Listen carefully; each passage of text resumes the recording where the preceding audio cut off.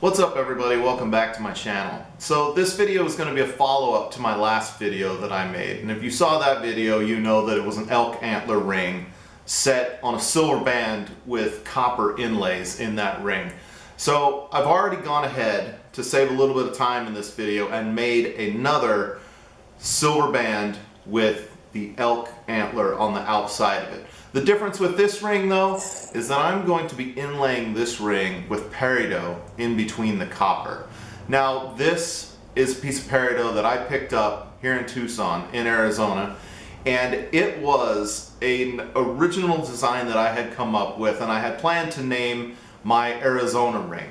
But as I think about it more, I think I'm actually going to make a series of what I would call my Arizona rings, incorporating all of the minerals and wonderful things in Arizona that we have that I enjoy working with and making into rings. And that includes peridot, malachite, lapis, amethyst, and of course turquoise. There's lots of wonderful minerals in Arizona that I can work with. And of course, Arizona is known as being, well, it's named the copper state, but it's also well known for its silver mining.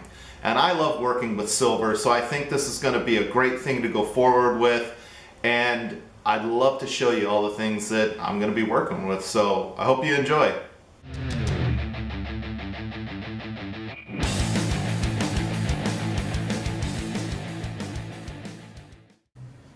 So I've been asked by a few people before to do kind of an instructional walkthrough on the process that I go through making these rings. So that's what I'm going to do in this video. So here I'm starting out with my expanding ring mandrel and then marking on the side of the antler where I'm going to be cutting my channel. So as you saw, I make sure I'm wearing my mask when I'm doing this, because anytime you're working with antler is bone, and it is something that can be carcinogenic in your lungs. It's something that your body cannot break down, and you need to make sure that you're wearing a respirator anytime you're working with it. Plus it stinks. So here I'm using my parting off tool to cut the channel in this antler. Now I didn't want to cut all the way down to the metal to make sure that I didn't separate the antler, and I don't remember how far I went on the depth, but I like to keep things clean, so you see me vacuuming there. Now this is a pretty crude, rudimentary way to break up the peridot, but it seems to work for me. I like buying these stones in their natural state and then breaking them down and crushing them up. Some things I do buy already pre-crushed, like turquoise I'll buy pre-crushed. Sometimes I can get it in full pieces and break it up myself, but it's just as easy to buy it already broken up. So what I'm doing here now is I'm picking out some of the natural elements from this stone that I don't want. It just inherently comes with breaking apart these stones. And then I take two pieces of paper and I separate the small dust particles from the larger particles. Now I start with the small particles when I'm doing my inlay, because I like to have a good thin base of color along the top, and then I'll come back later and I'll put in the thicker pieces. Now this little metal tray that I've got here is something that I made up to hold and catch the inlay. Whenever I'm doing one of these inlays, you know, I inherently spill all over the place when it's dropping. So that metal tray makes it really easy for me to attach to my lathe, put a piece of paper down, and catch anything that is overflown or spilling over as I'm doing this inlay. So you can see here I put a small layer of glue down at the bottom, and I spread the very thin powder-like stone into the inlay first. That way I get that nice, good, really thin base of color down at the bottom, and then I'm just coming back through here and I'm picking out some of the darker elements that I don't want in there. So after I've got that all set, then I'll come back over again with the larger pieces that give the inlay that really good definition where you can see the actual stones.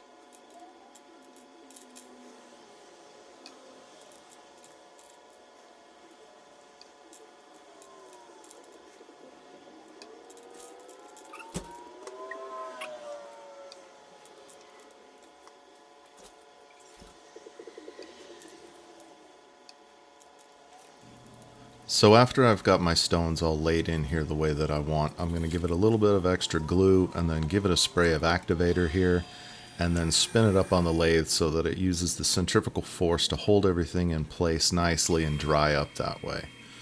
After everything is all dry and cleaned up, then I come through here with my Dremel tool with an 80 grit drum on my Dremel and grind this peridot down.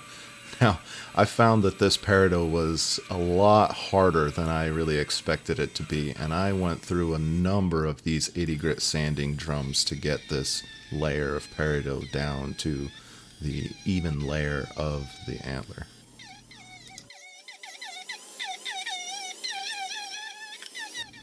I want to reiterate here, because you can see how much dust this process is actually creating, that if you're going to be doing this, that you make sure you're wearing a respirator, or at the very least a dust mask, because you really don't want to be breathing this stuff in. You can see that it creates a lot of dust. Now here I've cleaned it up a little bit, just because I typically like working pretty clean. But definitely make sure that you're wearing your proper protective equipment. Dust masks and safety glasses are definitely a must.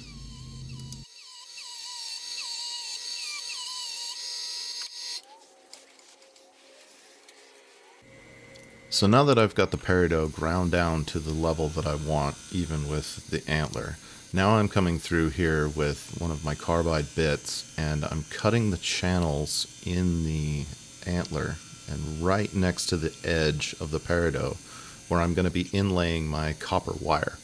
So depth here, I have a 30 thousandths thickness copper wire, but I'm actually cutting into this antler at a 40 thousandths of an inch depth.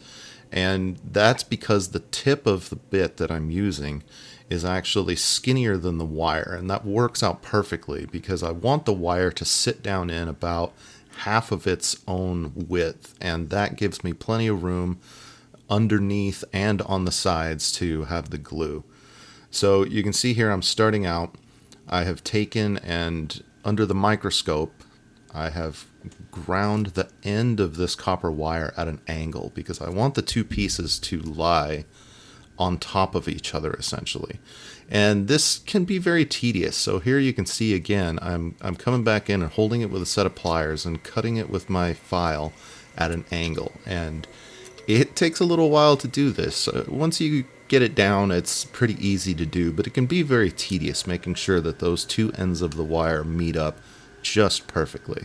And now here I'm gluing the final part down and I've sprayed it with a little bit of activator and I'm moving on to the other side doing it exactly the same way.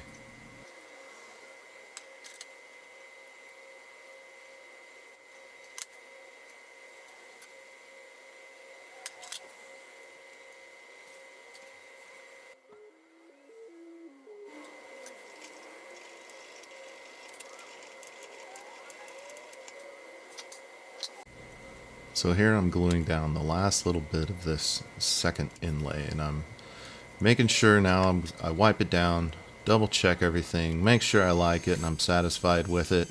And now it's time to grind down this copper. And the point of grinding down the copper is so that I get a nice wide flat band, and it's deceiving to the eye, being that this wire is only 30 thousandths of an inch wide. When you just look at the wire looks very skinny in itself. But when I grind it down to half its depth and grind it down even with the peridot and the antler, it actually gives it a little bit more of a trick to the eye. You know, it looks as if it's actually wider than it really is, just because you're seeing the flat portion of it.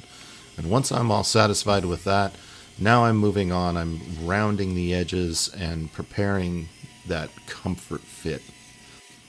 Again, making sure that I'm wearing my respirator while I'm doing this, because I don't want to be breathing in any of that antler or copper dust.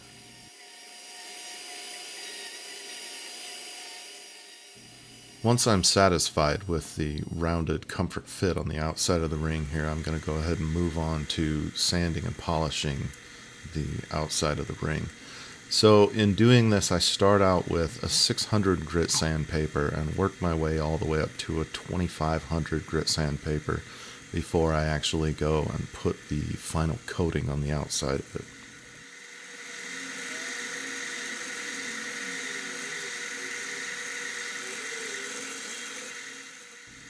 Once I'm satisfied with the luster and shine on the outside of the ring, I'm going to go ahead and move on to working on the inside of the ring.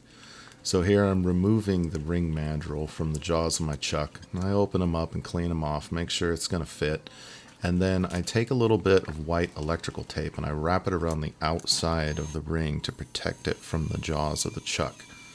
So here I'm just going to take my Dremel tool, very lightly and gently, and round off the edges of the silver band on the inside to give it that nice comfort finish before I get to sanding and polishing the inside of here. Now, same thing on the inside of the ring as the outside of the ring, but I actually believe I started with a 220 grit on the inside of the ring here, and then again worked my way all the way up to a 2500 grit sandpaper to really give that silver a nice luster and shine.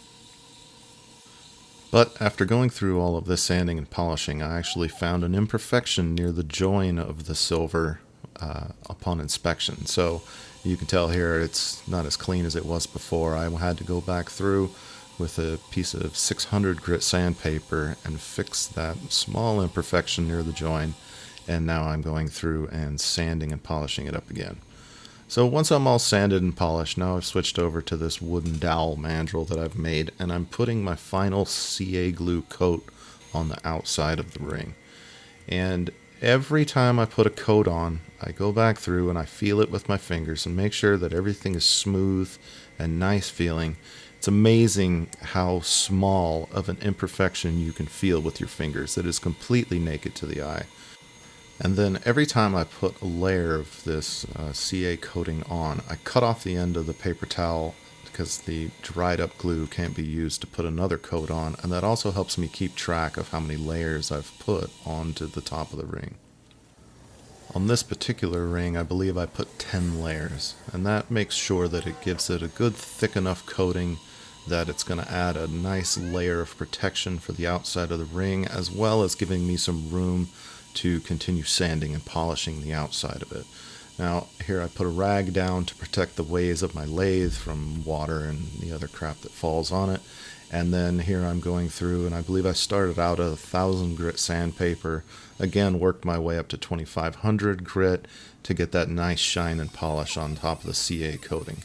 And then here we move on to the final polishing of the ring. This is ZAM. It's a medium polish, which I use and is really great on silver. This is what I'll start out with. I make sure I polish the inside of the ring really well and polish the outside of the ring. And then you can see here that I've moved on to a rouge to give it that final shine and luster. And it really makes this ring shine up bright and pretty. So there it is. Here's the final product. I really like the way that this ring turned out. And this ring was actually for one of my customers, a coworker of mine. And I actually got 3 more orders for very similar rings just from my coworker showing this ring off. And that's always really cool. So if you like the ring, let me know down in the comments. Tell me what you think. Did you like this voiceover edition? And yeah, give me some thumbs up and some likes, and I'll see you on the next one.